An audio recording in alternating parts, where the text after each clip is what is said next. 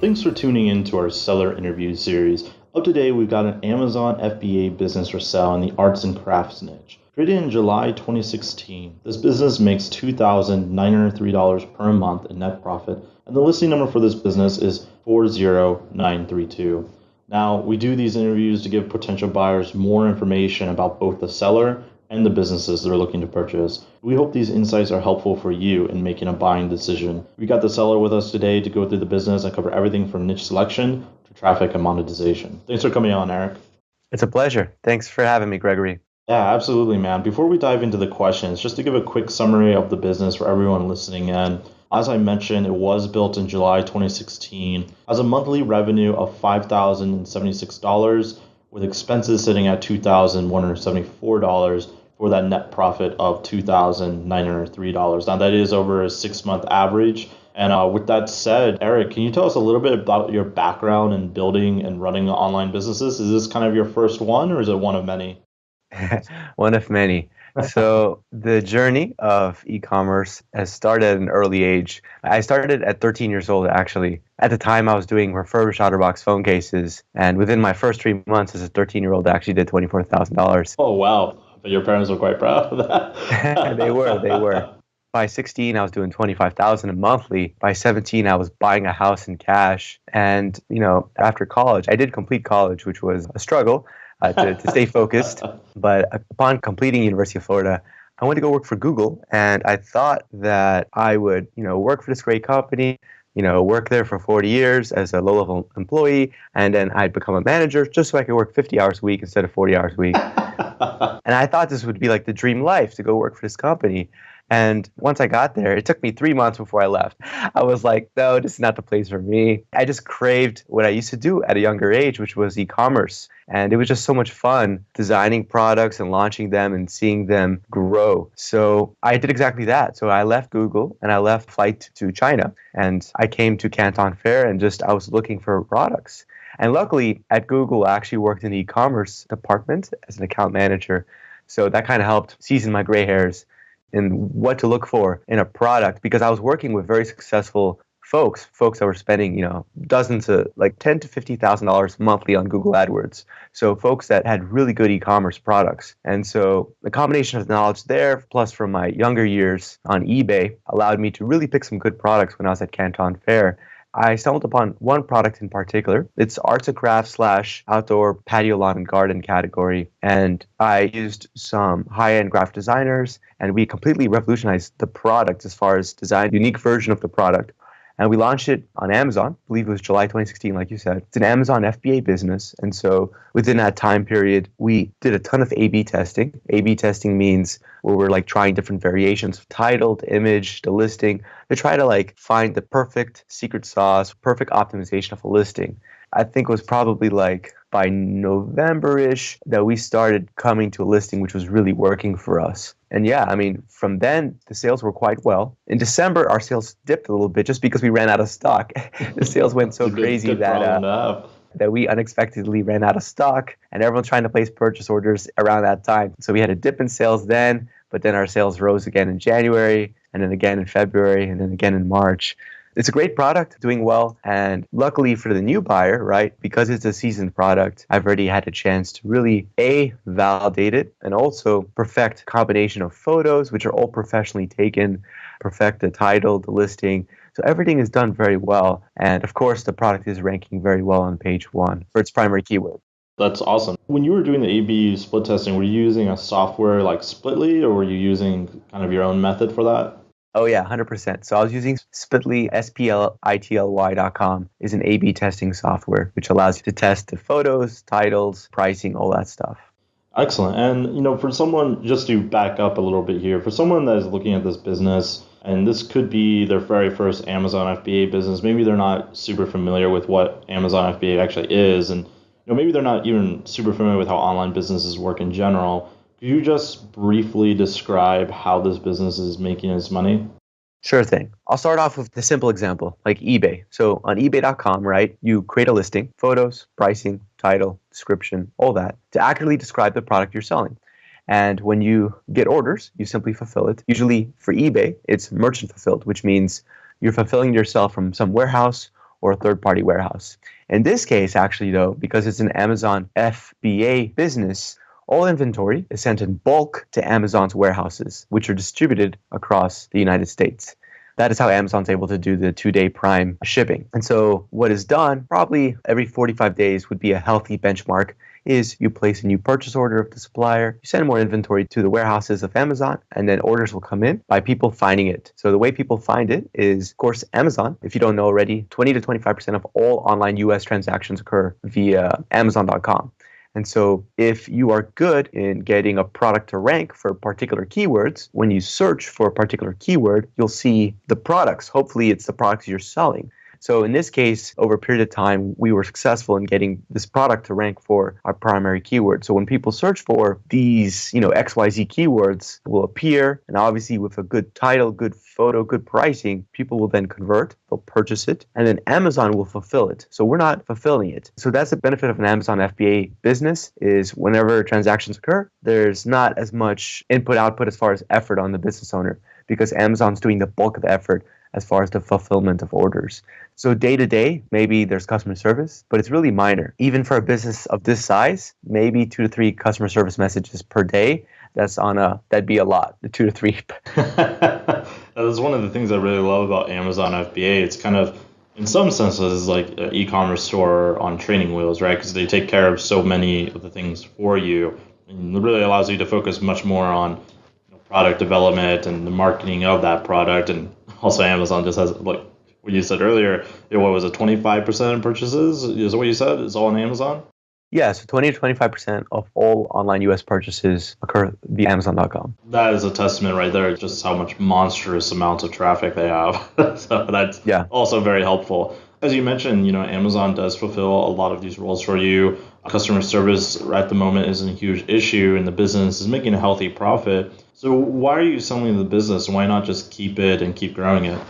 Yeah, so funny thing happened. So maybe 2 weeks ago, maybe a little bit earlier than that, I was on a flight to Austin, Texas, and just casually, I met a vice president of an insurance company. She led the advertising department of her company.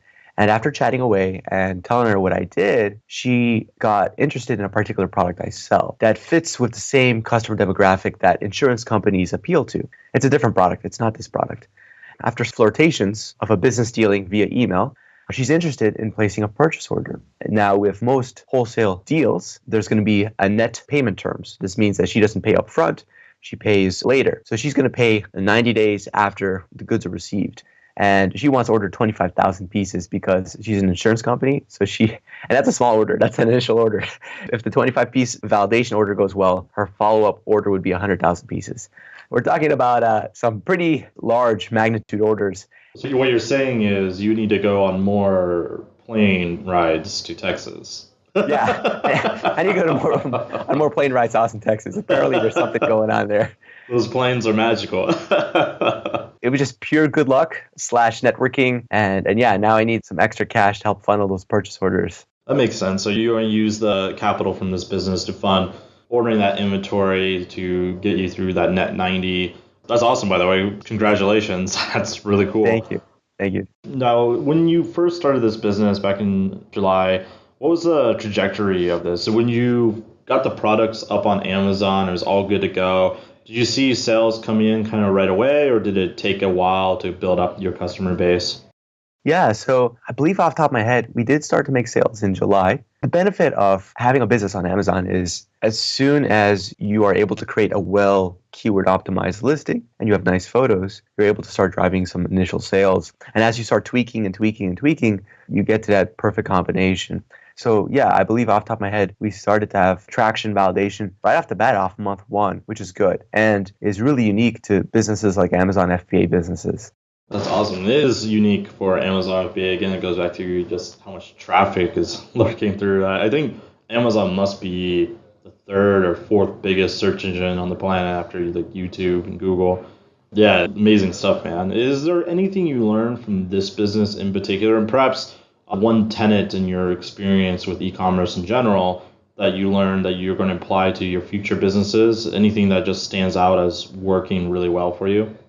Well, I mean, just over time, like you'll learn a thing or two here and there. I mean, things that are working well for this particular product, well, just the photos, right? So in my background, right, when I was working at Google, I was seeing folks that would spend literally tens of thousands of dollars monthly on spend to drive traffic. And an area I really specialized in was, sure, we can drive a lot of traffic to something, but is it converting once it lands on a particular site or listing or whatnot? And so over time, I really got to learn some patterns, and particular to Amazon, right? So when you're getting customers searching for keywords and they're landing on page one, for example, think of like the most generic example, like barbecue silicone gloves, right? So if someone searches barbecue silicone gloves on Amazon, how do you choose to purchase one item over another? And oftentimes it's because of what I call visual differentiation. It's because the photos really catch your eye. They're visually different. Maybe the colors stand apart. And so this is what I really did. At the beginning, I hired very good graphic designers to help in designing images that would visually stand apart when shown against competitors' images. So it obviously is effective. It drives CTR, click-through ratio. Excellent. So your main thing you've noticed is the pictures are one of the highest converting elements when it comes to actually sending traffic to your listing. Pictures are invaluable. Pictures come into place, though, once you're on page one, right? Well, of course, yeah. Once you can actually get the traffic. Yeah, so first it's the keyword optimization, and then it's the photos. And for the keyword optimization part, because I was so used to building pay-per-click campaigns at Google, doing keyword research for Amazon listings was pretty easy. So at this point, anyone who's listening, they're like, will I have to do keyword research? The answer is no to very little, if only you want to, because all the keyword research has already been done for you.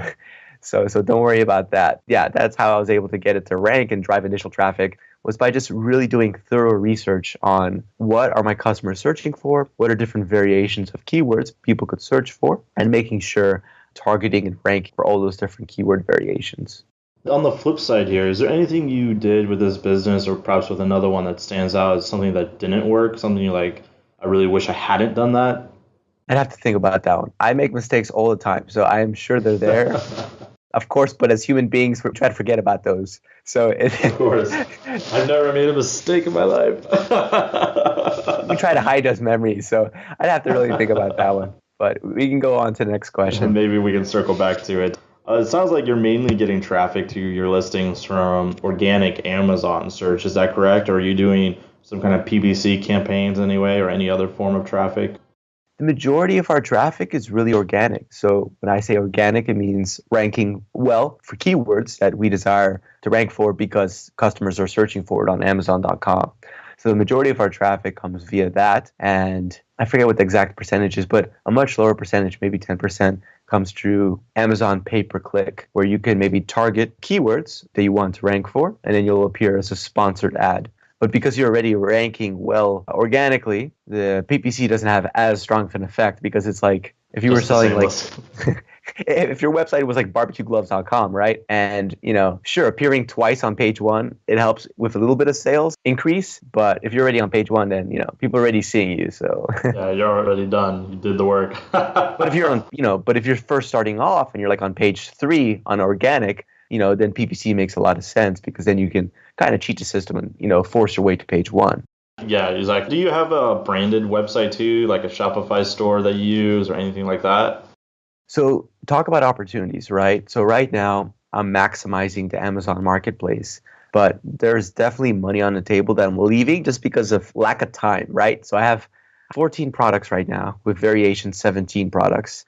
Some of them are out of stock, but I have 17 products with the variations. And so because my attention has to be spread across all these SKUs, listings, products, I spend the initial time to launch a product to make sure it does well. But as far as going back in and trying to build Shopify's and Facebook advertising, I just don't have time to do it because, my attention is spread. Right. Got to keep it focused somewhat. Being an entrepreneur, especially online, it's kind of like the leaky bucket of attention, right? You're always trying to refill it up. You got to do the Pomodoro technique like 12 hours a day. Yeah, correct. But for future potential customers or buyers, to think about, hopefully if you're considering buying this product, you're not going to just try to maintain it, right? Hopefully you're going to try to grow it. And there's some really easy ways you could grow it, right? So examples, right? You create a Shopify and you target via Facebook advertising the same demographic, the same keywords, which I've already validated that work on Amazon. You simply just copy and paste those keywords, but Facebook advertising, you just start driving traffic to Shopify. That could be something super simple that could be done to help drive more sales or wholesale, right? Maybe you have a background in wholesale and then you can start selling to mom and pop business owners this product in bulk. These are all ideas that come to mind on how you could really take it to the next level and not just maintain sales. Yeah, definitely. I always really like the idea of to mom and pop shops.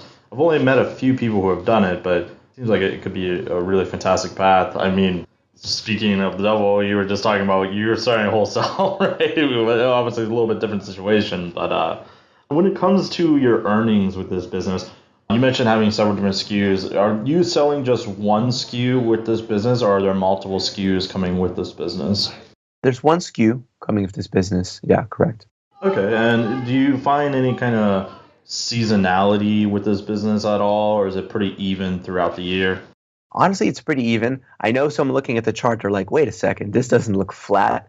The reason why, just because in December, in the late November, when we finally perfected the listing, we started getting crazy amount of sales. And of course, there's manufacturing time, right? So for this product, it takes about 15 days to manufacture, and then another 5 days for the product to go from China to United States, and then maybe another 3 days for it to go from the port or where it arrives to Amazon's warehouses and then to show up live on the Amazon listings. So that's like 20, 25 days that you need to be ordering ahead of time. So we went out of stock in December. Otherwise, it would have been pretty steady. Yes. Have you found some kind of, first of all, are you shipping by air or are you shipping by boat? For this product, I've only been shipping by air. And so the background information, right? So when you're shipping from China to United States, you have two main options. You can ship by air, which is fairly expensive. I think off the top of my head, competitive rates when you're shipping like 100 kilos is like $8 per kilo. I want to say that's a competitive rate. But you can save a lot of money by shipping by sea. However, it's slower, right? So maybe it's instead of 4 or 5 days to ship by air, it's maybe 20 days, right? If there's no delays. And so it's a longer period of time. But if you have extra cash, which at the time I didn't, right? I'm bootstrapping. I'm trying to launch 14, 17 products. I don't have extra cash just lying on a table. So, but if you did, then what you would do is you would order extra to prevent stockouts, and maybe you would order by sea, because this way you'd have a higher profit margin per sale because it would cost you much less to ship the product. Yeah, absolutely. And you're currently only in the USA market, right? That's another thing.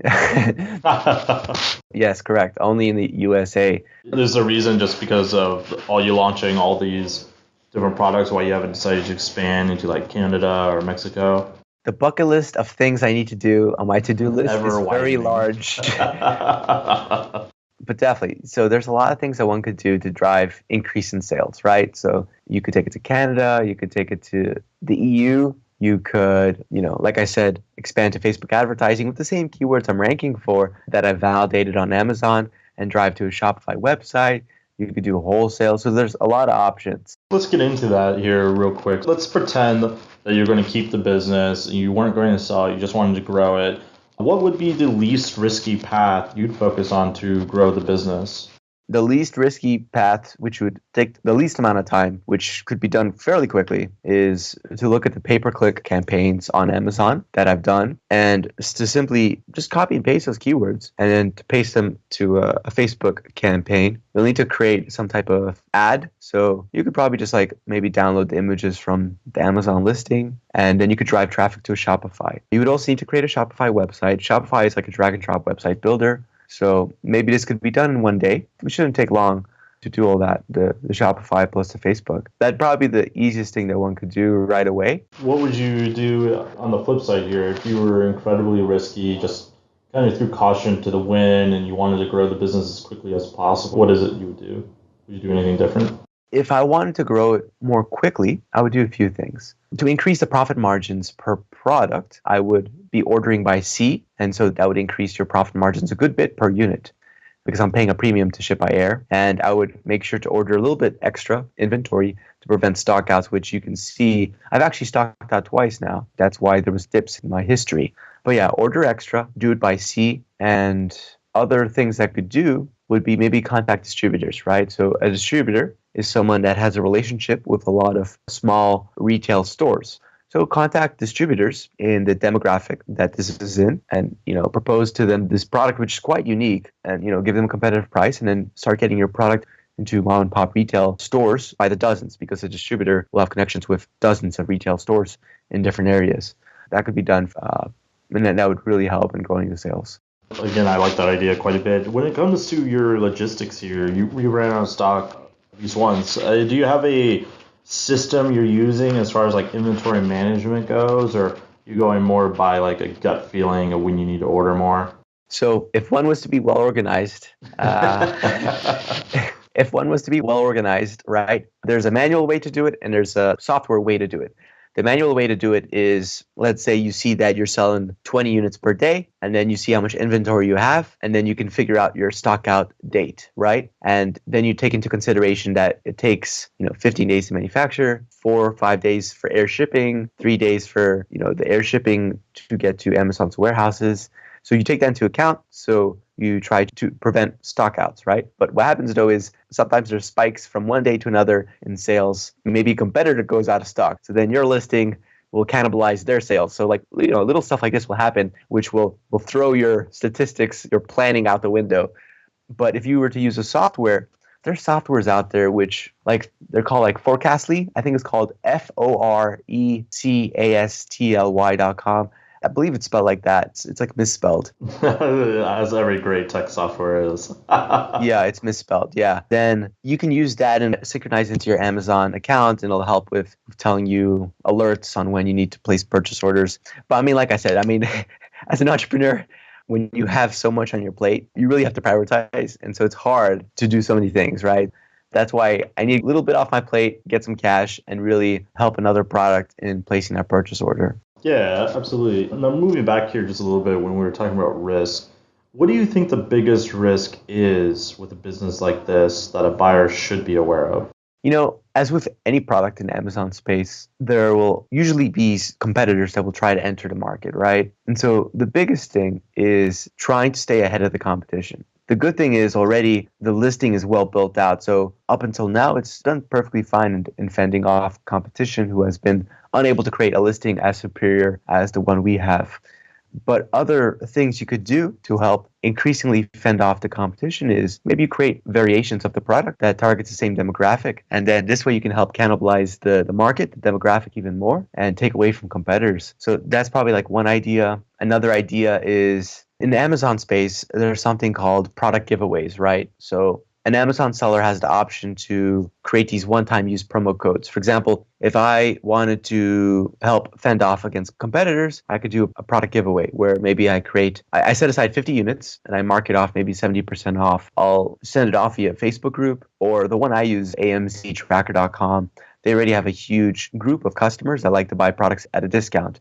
You just post it in there. It's pretty easy. You just download from Amazon the coupon codes, you give it to AMZ Tracker, and then people will buy at a discount. And what happens is this increase in sales velocity will help in increasing your keyword ranking or your ranking on Amazon. So should there ever be, for whatever reason, an increase in competition, just run a promo for some 50 units or something, and this will help in solidifying your ranking on Amazon. I think to date, I've run minimal promotions. I think I ran one back in October, I believe, and as well as in the month prior, just to help in getting it off the ground. But usually, though, promos, product launches are really helpful when you're first starting off with a listing. But as soon as you land on page one for your keyword rankings, it's not really necessary as often because, you're ready where you want to be. Right. Obviously, one of the big risks with any kind of Amazon FBA business, which is kind of unavoidable, is you are playing in their platform, right? So if they do something, change something to the program, you're kind of a slave to whatever they tell you. Hopefully, never the ban hammer. That'd be the worst case scenario, obviously. But like you mentioned earlier in the interview when you were talking about building out a Shopify platform, that kind of sales funnel, That can definitely help mitigate the risk. And like you mentioned, you already had to have the keywords kind of well researched out for someone to go and do just that. So that could definitely help if a buyer is concerned on that front. When it comes to work that you're doing right now to maintain this business, what is it that you're doing? You mentioned that, on a busy day, you might get 3 customer service emails, but are you doing something else, or what are you doing on a weekly and monthly basis?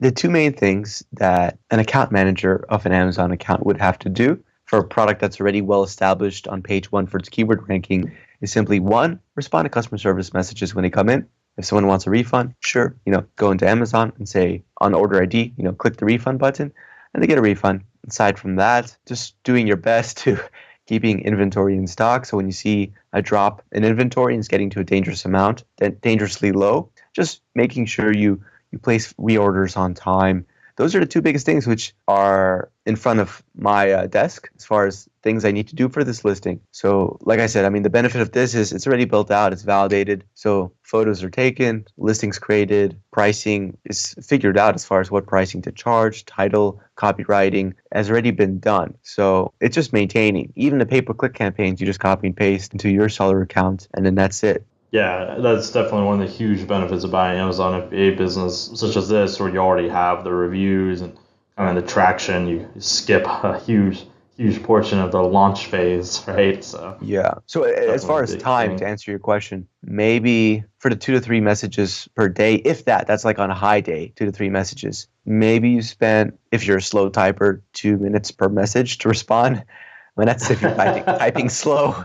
And aside from that, just watching the inventory. But if you want it to be more automated, you'd use a software like Forecastly. And then that might take maybe 2 hours to place a reorder. Well, it's not going to take like 2 hours up front, but it's going to be like maybe the back and forth with the supplier. Maybe would take, with me, I take like 30 minutes. It's very fast because I've been doing this for a while. Right. But you just have to send an email to the supplier and say, hey, we want to place a reorder. If you want to order 1,000 pieces, you just say, please send me an invoice for 1,000 pieces. You pay them via PayPal. And then usually what it is you send 30% upfront. So 30% for them to start producing units. And then as soon as they finish production and show you a photo that, hey, look, here's all the product, we finished production, then you release the other 70% payment. And then at that point, you also pay for the shipping. So usually up until now, I've been air shipping. So you'd also pay for the extra air shipping. And then the supplier will take care of the air shipping. You don't have to do anything. Like they'll have a go-to person that they use for shipping. And then they'll pay them. And then it's on its way to Amazon's direction. And then 4 to 5 days later, it'll arrive in what we call an FBA prep center. So currently we use RiverSource Logistics. They're in California, and it'll arrive there. And then the FBA prep center will check the product as far as maybe if a box got wet, they'll replace the box, just checking to make sure that nothing's wrong. And then they'll send it into Amazon, the FBA prep center. So we pay, I think it's $4.5 per case, and the product ships in 50 unit cases. So it's really not much what we're paying for someone to just check the product before it's sent into Amazon. Yeah, definitely. And then it'll be sent into Amazon. They'll get it in about 3 days before it gets processed. But that's it. I say 2 hours via email communication here and there, if that. But probably 2 hours for someone that's starting off while they get used to it. Moving into some wrap-up questions here, would you be willing to commit to a non-compete with the new owner? Yeah, that's no problem. And how much support would you be willing to offer that owner? Let's start off from the beginning, right? So the things that a new prospective customer would have to do, when I say customer, I mean buyer. The things a new buyer would have to do is, step 1, if they don't have already, create an Amazon seller account. This is fairly simple. Step 2, they just look up the product on Amazon and they'll click the button list on the listing page. They'll have listed on the listing page and they can sell on a listing. Aside from that, you'll need the inventory. So any remaining inventory that I have from me, you can buy that off me. Or if you want to place a purchase order from the supplier, you place the purchase order, and that's it. And then as soon as it hits Amazon, like I explained for the process, it'll go live, and then you'll start seeing sales come in. And that's about it. And of course, just copy and paste the pay-per-click campaigns. So I'll send you a spreadsheet of the pay-per-click campaigns. You just copy and paste that. And I'm happy to hop on a Skype call, where we could do screen share, and I could kind of like handhold you through the process of like copying and pasting the pay-per-click campaigns, explaining to you like, hey, this is, the demographic you're targeting with the product. These are your competitors, just the basics. But 30 days of email support is fine. Maybe 2 to 5 hours of Skype or phone support. I think that's plenty because it's really minimal work. Yeah, definitely. Obviously, the best case scenario here for for you and for Empire Flippers if someone comes in and buys this business for full list price, but would you at all be open to a split or earn out? Say they give 80% up front and then a 20% earn out over time, or maybe a 20% earn out after reaching a certain training period or something along those lines? I would be open to, let's say, 80% up front, and then after maybe seeing sales validation for 1 month, then the other 20%. Sure, that's fine. So obviously, those are all very individualized, case by case basis. So Yeah. I know that can be a difficult question to answer. Yeah. Before I ask you my final question, Eric, just want to give a quick summary again for everyone out there listening in. As I mentioned, this business was built in July 2016, has a monthly revenue of $5,076 with expenses sitting at $2,174 for that total net profit of $2,903. That is over a 6-month average. And with that said, my final question for you, Eric, is what is your best pitch in 30 seconds or less on why someone should purchase this business? Sure thing. No pressure.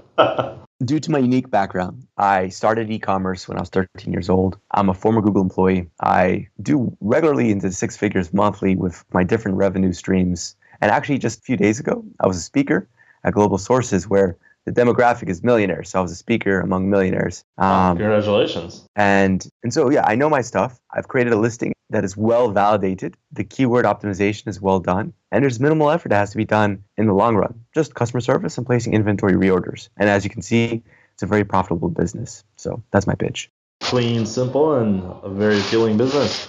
For those watching this on YouTube and you want more information, the link will be below this video that will take you to the marketplace listing. Now, if you're watching this on the actual listing page and you want more information, you can become a depositor today. All you have to do is click the button, make a deposit, and you'll be given everything you need to review this business. So, Eric, thank you so much for coming on, man. It was an absolute pleasure. Wonderful. Thanks for having me.